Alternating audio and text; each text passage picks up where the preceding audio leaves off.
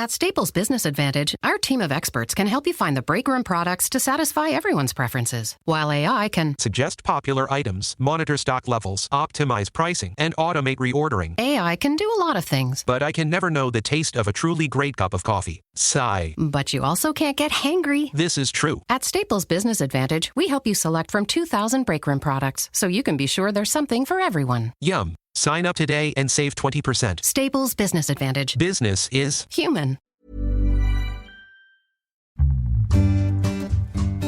Shares for beginners. With the COVID crash, as we all remember, I think the market lost about 35-40%. And I remember when that was happening. And I'm also a big fan of the dollar cost averaging strategy. And for those listeners who don't know what dollar cost averaging is, it basically means that instead of spending all your money once a year, you invested, say, 10 or 12 times per year just to level out the risk. And so to me, like when the market's booming, or when it's like, oh, hooray, my portfolio's gone up in value. And then when the market goes down, it's hooray, I can get shares at a discounted price. G'day, and welcome back to Shares for Beginners. I'm Phil Muscatello. How can you buy happiness? Is it something that can be bought? In the immortal words of Van Halen's David Lee Roth, money can't buy you happiness, but it can buy you a boat big enough to sail right up next to it. To discuss money and happiness, I'm joined by my guest, David Allen. Hi, David. Hi, Phil. Oh, yeah, it's great to be here. That's good. And how's the money situation? Yeah, I can't complain. Is it getting to David Lee Roth level yet? Have you got the boat yet? Not quite that level, and I think I still have quite a long way to go. And I have to say, it's quite an honour to be on your show, and I see that it's almost been 3 years. You might have to have a birthday podcast soon for your podcast. Well, yeah, it's just another year gone as far as I'm concerned. Dave is a Brisbane-based author who's working hard so he doesn't have to work hard later in life. He's primarily a shares and real estate investor, but he has insights on bonds and cryptocurrency as well. He released the books How to Buy Your Happiness at the end of 2021 and A Noob's Guide to Riches in early 2019. So, seeing this is the first fresh episode of the new year, I thought we'd hear about one man's journey to financial independence, which you're on the path of at the moment, aren't you? Yes, that is correct. So I have to say this path to financial independence, or this path to trying to find the way to buy your own happiness, this journey actually started 2 years before I was born. And so in 1981, there's this guy in Michigan, his name was Angus Campbell, and he basically did a nationwide survey on what actually makes people happy. And there were the usual predictable things like a positive attitude, having great family and friends, and, all the obvious ones. But one thing that was by far the biggest factor, though, was having autonomy of your life or control of one's own destiny, or to live a life that is self-endorsed. And so I asked myself, how do you live a life that is self-endorsed? And to me, a big stepping stone to get there is to actually achieve financial freedom. So as an example, if you could pick a job that you love to do and it doesn't quite pay the mortgage, or you could pick a job that pays very well but you don't like it but it does pay the mortgage. And unfortunately, most of us are in a situation where we need to do the job that pays the mortgage. And so as far as the path and how to achieve happiness, to me, it's all about achieving financial freedom first, and then you actually have the freedom to live a life that you've self-endorsed or self-chosen. And that's basically the first big stepping stone. So, Dave, does that mean that you should be doing the job that you're not quite happy doing just because it pays the mortgage? There's two ways to approach this. There could be a job that you love, or then you've already living the life that you self-endorsed. But in reality, it is actually pretty hard to find a job that you would love for your entire career. And so with that, it is an individual choice. But for me, there is a lot of merit in picking employment that you may not necessarily love, and just having that focus of having a long-term picture. And that is what a lot of the FIRE movement is about, the financial independence, retire early. Who was that person that you were talking about before? What was his name? So his name is Angus Campbell. Is he kind of a pioneer of the FIRE movement? Actually, no. He's basically not in the money circles at all. He's more in the psychology circles. And so he's basically purely a psychologist, but then his work has been interpreted by other authors such as Morgan Housel and a few other ones. And then they subsequently, after him, made the money link. Yeah. I guess it's also the thought about freedom, isn't it? It's looking for what's going to bring you freedom in life. Absolutely. And there's a lot of people that sort of criticize the whole FIRE movement, or the whole attempting to retire early movement. And they sort of have this image to say that, if you could retire by 45, well, then your life's going to get very boring and you're going to get bored. But the reality is, though, is that 80% of millionaires actually still choose to work even though they didn't need to. And to me, that just screams happiness. Like, they don't need to work, but they're actively happily choose to get up to work every morning just because they love what they do. It's also that you have freedom to choose things as well. So you mightn't even want to be retired, but you might be able to do that job that you like doing, but it's not going to pay as much because the mortgage is covered or paid off or whatever the idea of freedom is. Yeah. And another way to look at it too is that not only are you sort of buying happiness, but you can sort of buy to prevent certain types of sadness. For example, if you're struggling to pay your bills, that is a big stress inducer. So even if you can shut down the arguments for not being able to buy happiness, you can definitely argue that it does prevent many types of sadness. That's right. So you're a FIFO fiery, a fly in, fly out fiery. Has this given you a lot of time to ponder budgets and money?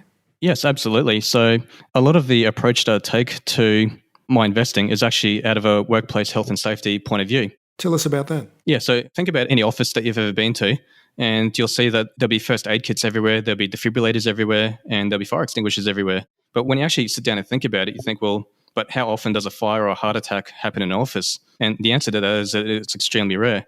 But it is because the consequence of that event happening being so severe, even though it is unlikely, that offices have risk mitigation strategies in place for that. And I think the same strategy needs to be applied for our portfolios as well. So when we buy into an investment, whether it be crypto, shares, real estate, whatever it is, every investor has a bit of a think to themselves, like what's the likely good case scenario and what's the likely bad case scenario? But I think one extra question that we need to ask is that what is the extremely unlikely possible worst case scenario? And then two, if that happens, is this going to be a financial death sentence for me or is this going to be a financial apocalypse? And then if so, we need to put risk mitigation factors with that. And so probably 9 out of 10 investment cases, this risk mitigation can be achieved by simply lowering your debt levels. But then if you go into other investment classes, it gets a bit more complicated. Like say in real estate, for example, you have to make sure that you're on top of your compliances and that you're adequately insured and things like that. But yeah, the principle is though, is that think about the possible but very unlikely worst extreme case scenario and just make sure that isn't going to be a personal financial Armageddon. I also remember that Warren Buffett had this quote. It was rule number 1, never lose money. And rule number 2 is don't forget rule number 1. And when I first started investing, I thought that was actually a bit of a silly quote. I mean, it's just like, if you want to be the best baseballer in the world, always strike home runs. If you want to be the best soccer player in the world, always score goals. And so I always used to think that was a bit of a silly quote. And in my later years, I now understand that what he's actually trying to say is that you need to be a conservative investor and you need to basically hedge your investments and structure your investments. So that way, even if something really bad does happen in the markets, you're not going to take a massive loss. And then on top of that as well, there's the mathematics of it as well. So some investors are familiar with this, but some aren't, that if you say take a 10% loss, you need the market to grow by 11% in order to get back to exactly where you were. Or if you take a 50% loss, you have to grow by 100%. Or if you take a 90% loss, you have to grow by 1,000%. And so to paraphrase that in a non-mathematical way, losses hurt more than gains gain. And so that sort of backs up the needing to think about the worst case scenario when setting up your investment allocation.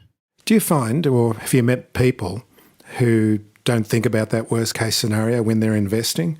I mean, obviously there's a lot of people who just sort of go in and think, oh, I'm going to go make lots of money on the stock market. And then they make all these rookie errors, or they don't study, or they don't even know what they're doing. And then they get burnt and then lose the opportunity of using the market to make money in a sensible, conservative way, as Warren Buffett would say. Yes, absolutely. And to answer that question, I have seen that. And I mostly see it from investors who weren't around during the GFC.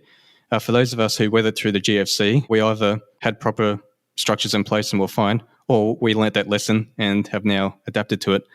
And I see actually a lot of this in the crypto market, where there is a lot of optimism about what could possibly go right, but there's very little protection on what could possibly go wrong. And actually, speaking of the crypto market as well, you recently had an interview with Justin Azadon, and he was talking about the ETF for cryptocurrency. And I personally, for shares, I'm a big fan of ETFs because I just love how it automatically diversifies the risk. And so I found that very interesting, and I like the idea that yeah, you can sort of diversify your risk and protect yourself, because the way I see cryptocurrency today is that it's very similar to what tech was in the late 90s, or it's similar to what motoring was in the 1900s, where, yes, there are going to be some super multimillionaires out of this, but the problem is we don't know which 5 or 10 companies or currencies they're going to be out of the thousands of startups that exist right now. And there's no way to know which 5 in the 1,000 it'll be. And so that's why I'm very much like the idea of diversifying investments. Is that how you address risk? Diversification? Is that the main way, the main tool that you would use? Yes, absolutely. And also with a long-term mindset. And so with the COVID crash, as we all remember, I think the market lost about 35, 40%. And I remember when that was happening, and I'm also a big fan of a dollar cost averaging strategy. And for those listeners who don't know what dollar cost averaging is, it basically means that instead of spending all your money once a year, you invest it, say, 10 or 12 times per year just to level out the risk. And so to me, like when the market's booming, or when it's like, oh, hooray, my portfolio's gone up in value.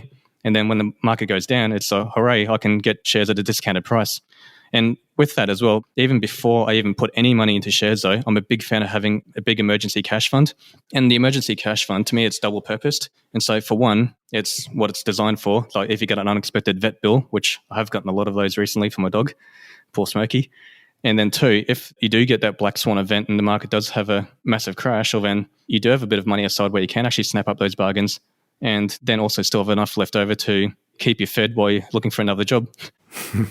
So yeah, going back to the whole safety first thing, before even thinking about investing in shares, I'm a big fan of having an emergency fund. And how much should be in that emergency fund? That is very much based on an individual case-by-case situation. So say, for example, you're single, you're in your 20s and you don't really have any responsibilities, you probably could be as low as having 5K.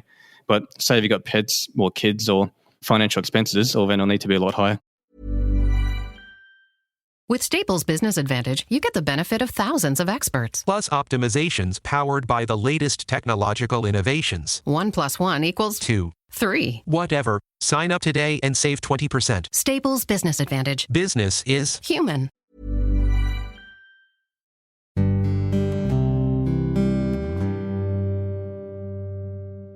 Okay, so we've raced a little ahead at the moment because we're talking about investing, but you've got to get to the stage where you've got some money to invest. What do people need to put in place so that they can start having a bit of excess money that can be put into investments that will grow in the future? Okay, well, to answer that, I'd say 2 words: good habits. And so the real point that I want to get across is that if you want to be successful in anything, not only investing, but whether it be for fitness, learning a new skill, or even running a business, it's not about having an odd great moment here or there. It's about what you do every single day and what results you get, little results that you get every single day. And there was a great example, actually, that it's not about money, but I thought it illustrates this point perfectly. So I was reading the book Shoe Dog. It's written by Phil Knight. He's the founder of Nike Shoes. And basically, he was talking about his business partner, Bill Bowerman. And he had this approach that what he used to do is he used to actually tinker and tailor his own athletes' running shoes. And he had this obsession of being able to slice ounces or milligrams off the weight of the running shoes. Kind of like the way cyclists are shaving off little bits of their bikes to just gain a little bit of extra speed. Actually, yeah, that is another field that's applied for. But basically, what he worked out, though, was that if he could take 1 ounce off the weight of per shoe over a 1.6 kilometer race or a 1 mile race, and with the 2 or 3 steps per meter, that is the equivalent of a runner carrying an extra 25 kilograms after a 1 mile race. And when you consider that these races, they come down to like seconds, in some cases even milliseconds. And then if you've got a heavy shoe, you have a 25 kilogram disadvantage. And I thought that was incredible. And so I'll circle this back around to money. And let's just say that you found some creative way to save $10 per day. Well, guess what? That's like $3,500 per year. And a few people can probably see where I'm heading with this. I'm going to talk about the coffee every day. The smashed avocado. Yeah, the smashed avocado and the daily coffees. But before your listeners tune out, all I ask is that they hear me out. And so we've probably all heard the argument before that a $5 coffee per day, and that's roughly $1,800. And a lot of people are happy knowing that that's the cost, just for the enjoyment that brings them. But what I'm proposing, though, is not actually to cut out the daily coffees. I'm proposing a third solution. So if you invest, say, as little as $500 into a coffee machine, you can actually just make your own coffees, and then that coffee machine will pay for itself and what you save within about 6 months. And furthermore, for making a coffee for anyone else, I'm a horrible barista. I make horrible coffees. But for the way that I like coffees, I'm the best barista in the world. And so it sort of becomes a bit of a fun thing too, that you sort of can make the perfect coffee to adapt to your own taste buds. And so sometimes, like, finding ways to save money, it isn't always a negative. Sometimes you can actually find a bit of enjoyment and finding creative ways to save money and also develop new hobbies in the meantime. Sorry, I'm rambling off a little bit. That's okay. You're doing my job for me. It's okay. That's all right. It's early in the new year. I'm still in holiday mode. That's all right. Well, with the New Year's resolution, I'll just say that... Oh, that was exactly my next question. What about the New Year's resolution? If someone's come into this and they've made some New Year's resolutions, where do they start? Okay, yeah, well, the best way to actually start, I believe, is actually to have a budget. And before you tune out, say, oh, no, I don't do budgets, or I've tried it before. I believe that the way most of us are encouraged to do budgets is actually incorrect, because the way most of us are encouraged to do budgets is that we have to do all this boring sort of accounting style work, and then we have to set all these standards for ourselves. It's a spreadsheet. It's a spreadsheet, yes. And also because we're sort of guessing how much things actually cost and how much our lifestyles actually cost, we put in these unrealistic goals for us lowering expenses. And then we fail in the first month because you've got no data points. And then guess what? You fail in the second month, and then you get frustrated with it, and then you give up on it. So when I say start a budget, I'm actually talking about a totally different approach. Instead of looking at it as some arbitrary rule book that you must follow, I'm saying treat a budget purely as a gauge or a radar, or just something that's recording what's actually going on. So don't even set yourself any rules or any standards of what you must do. Just purely count what's going in, what's going out, and what your net worth is. And then after about 6 months, or probably even a year realistically, only then do you have enough actual data points to then actually set yourself realistic goals that you can actually realistically achieve. And then it won't be frustrating as well. Yeah, that's one of the things about a budget. It's really hard to work out because, you kind of worked it out and then suddenly you go, oh, the rego's due. Yeah, exactly. And you haven't factored that in. Yeah. Yeah. And in my opinion, it does take about a full year to be able to set fully realistic targets. But if you're very motivated and you want to get into it a little bit earlier, you probably can start experimenting with goals after about 6 months. But you probably will find you'll still have some teething issues, like your rego, for example, because that's once a year as opposed to once every 6 months. Yeah, or the vet bills. Yeah, the vet bills. Oh, holy cow. Yes. Again. Yeah. Yeah. Actually, that was another thing of the budgets too that I found pretty interesting, that you actually learn some little interesting, quirky things about finance. For example, pet insurance is the only insurance that I've actually made more money back than what I've actually paid. And so that's not related to any goal or any endeavor or anything like that, but I just thought it's a little bit of an interesting fact. And it's also interesting, I'm a big fan of electric cars, but I still have a diesel engine. But I basically know the price point that I need to get to for electrical cars to be worth it, so I can adjust it financially, because I know exactly how much I'm spending on fuel and car servicing every year. And so, yeah, it's just good to answer these little questions that you have floating around your head every now and then. Yeah, I guess working out how the wheels turn in this. But speaking of cars, you're not a fan of car loans? No, not at all. And don't get me wrong, I'm not against people buying brand new cars, as there needs to be some quality of life and so on and so forth. But unfortunately, I think the car loan is basically the vehicle that gets people in the middle lower class and it traps them there. And I'll provide a mathematical example. Yeah, I'm talking about forbidden maths, so sorry, I'd try not to make this too boring for you. So let's just say hypothetically that you had $10,000 in savings, but you wanted a $60,000 car. And so in that situation, obviously, you could put down the $10,000, but then you need a $50,000 car loan. And last I checked the websites, the interest rate's approximately 7.5%. I know, it's outrageous, isn't it? I just saw that last night. I think, God, how are they still charging those kind of rates? Yeah, especially when mortgages and everything else is so low. So let's just say we play this out. And so all up, you get the car finance, but you'll find after 7 years, you would have spent $74,500. And so you're essentially paying $14,500 for nothing. So in 7 years, you're going to have a 7-year-old car that's depreciated a lot, and you're going to have basically $0 to your name, or you might have some money you saved from other avenues, Lucky Coffees, for example. But let's just say instead that you said, okay, I've got this $10,000, but I can buy a car for $10,000, so I'll just buy that. And then instead of doing those car payments, if you actually invested into the market index ETF fund and assumed a 100-year moving average historical growth rate of roughly 10%, after 7 years, you would have $94,000 in shares. And so let's just say you go to bed tonight and then you wake up tomorrow. Would you prefer to have a 7-year-old car and no money to your name? Or would you rather have a really, really old car, but then $94,000 in shares? And then with that too, I mean, you can either choose to keep investing that, or you could probably even buy a brand new Tesla or some other car that you particularly want even a lot more. Or let it compound for another 20 years. Absolutely, yeah. And so to me, it just opens up so many better options. And just to repeat, I'm not actually against people buying nice cars. I mean, there needs to be some quality of life, and cars kind of are fun. But the only thing I'm sort of against is just borrowing money for something that depreciates. So although we're talking about cars here, it also applies to jet skis. Yes, I'm talking to you, coal mine workers, and boats, and just things like that.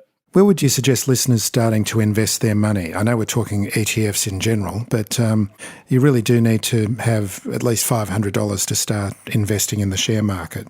And even if you're going to invest in property, you need a lot more. What are the kind of little baby steps that get you between basically having no savings at all into starting to get a portfolio that's going to mean something in your life? Okay, yeah. Well, the first step is to start a budget. And when I say budget, I mean the type of budget I was talking about earlier, not a set of standards budget. And then the second thing is just to be mindful of your little habits and then try to be creative about little things that you can do every day that you can sort of save money on without actually necessarily affecting your quality of life. And then step 2, I'd say, is to wipe away all your non-mortgage debts. So even if that means downgrading your car, and also having this mentality that you may need to rough it for about 7 to 10 years just to be able to kickstart your portfolio. And one thing a lot of people don't realize about these multi-million dollar portfolios, though, is that they say, oh, there's a multi-million dollar portfolio, you need money to make money and blah, blah, blah. But every single one of these multi-million dollar portfolios started off as a $1,000 portfolio and then a $3,000 and then a $5,000 and so on. So the important thing is just actually to start. So that's a big thing, just your habits and actually get started. And then also build an emergency fund. So at least $5,000, but if you have pets or family members or kids or what have you, definitely a bit more. And then after you've got your emergency fund, after you've got your good habits and you find yourself having a little bit of fat left over after every time you get paid from your employer, start investing money every month. And so if you actually want to buy into individual shares, the 4 best brokers I recommend would be Self-Wealth, Superhero, and if you want it to be attached to a major bank, NAB is the cheapest, and CommSec isn't too far behind them, so they're pretty reasonable as well. And there's also, you can go down the micro-investor route. If you want to be investing a little bit more frequently and sort of, as soon as you get $200, you want to invest it straight away, well, maybe going down the micro-investing route would be a good way too. And the 3 big players for that are Raise, CommSec Pockets, and Spaceship. And for them, unlike normal brokers, out of the micro-investors, all 3 of them are pretty reasonable in their fees. And yeah, so I'd say that. And so after you're there, basically just repeat every month. So update your budget, see what fat's left from your paycheck and put it into whatever investment you choose. It's still getting over that psychological hurdle though, isn't there? That you're going to start off, it's going to be 10 cents here and 20 cents there and $1 here and then $2 there. It's going to be a long time before it's a meaningful amount. How do you think about this to help keep your eye on the long-term goal? Something that really helps personally with this is that talking to people that are further along than you in the journey. And quite often you hear stories about how people say, oh, my first 100,000 took me about 10 years to make, and my second 100,000 only took 3 years, and my third 100,000 took 6 months, and so on and so forth. It's a rolling stone gathering moss, is it? That's the metaphor I was trying to find. And Charlie Munger, he's the very famous investor, he even said that exact same quote, except he applied it to the first million. Yeah, and so every great thing in life, even outside of investing, every great thing that exists in the world right now started off small. Mm. Have you spoken to people who've read your book and taken on board some of the lessons that you've been teaching and any of these stories that you can share with us? I've spoken to a few readers, but unfortunately, I've only released the book very recently, and so it's too soon to talk about results from it. But the big takeaway that a lot of people were surprised about is in Australia, all we hear about is property, and then after we're done hearing about property, we hear some more about property. And many readers are actually very surprised to learn that the share market actually grows faster than property, not only in Australia, but also in the United States. And of course, this is talking about 100-year moving averages. This isn't just talking about a single year. And so on a long-term basis, shares do appreciate faster than property. And I know there's going to be the contrasting argument, though, to say that, oh, yes, but property's leveraged and you might have 20% in property, so you're actually five-folding your money from a 20% return instead of just making 20%. But then my counter-argument to that, though, is just to say, well, you can also leverage shares, although I don't recommend doing that.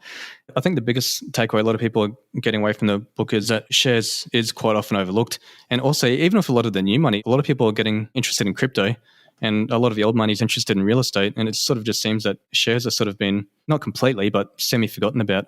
That's on the offense side of money. And then for the defense side of money, it's a bit of an observation it's obvious once it's pointed out, but it's not obvious until it's pointed out. And so there's this quote that I often use that $1 saved is the equivalent of $1.32 earned.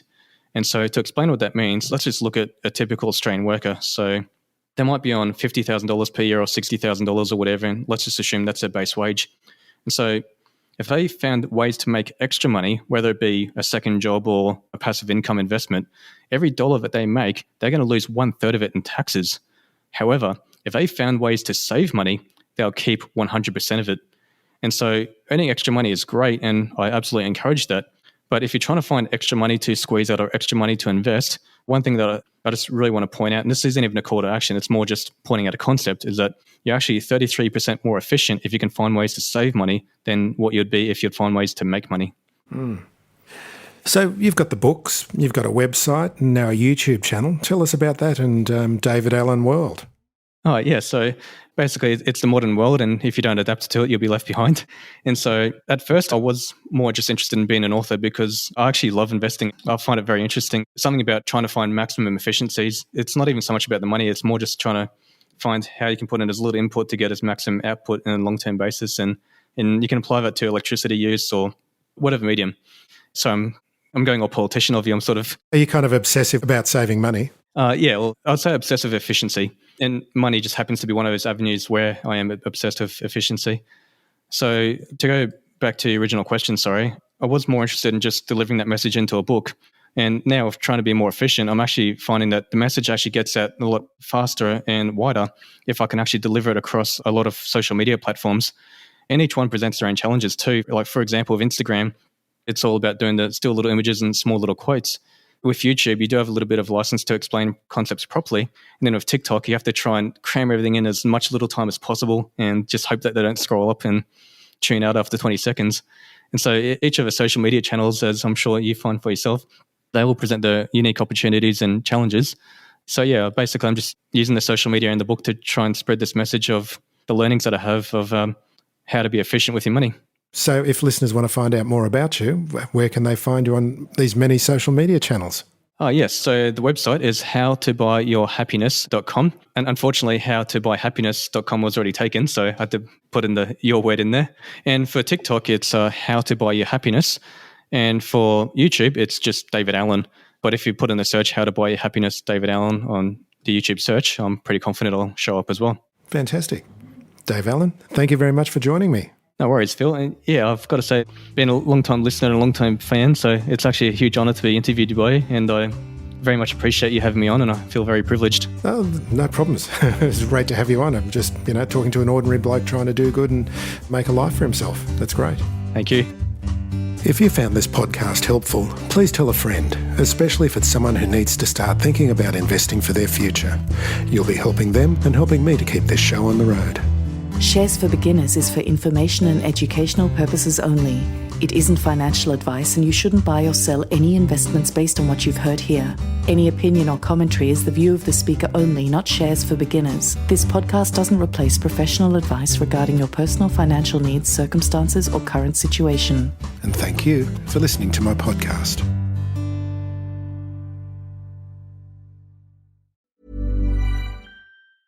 At Staples Business Advantage, our experts can help you find furniture that fits any design and budget, while AI can Recommend products based on preferences, generate 3D models for visualization, and optimize space planning for office furniture. take advantage of our team's eye for style and design. And my eye for, wait, I have no eyes, only algorithms. Let Staples Business Advantage use today's latest innovations plus our team's experience to make furnishing an office space easier for you. Sign up today and save 20%. Staples Business Advantage. Business is Human.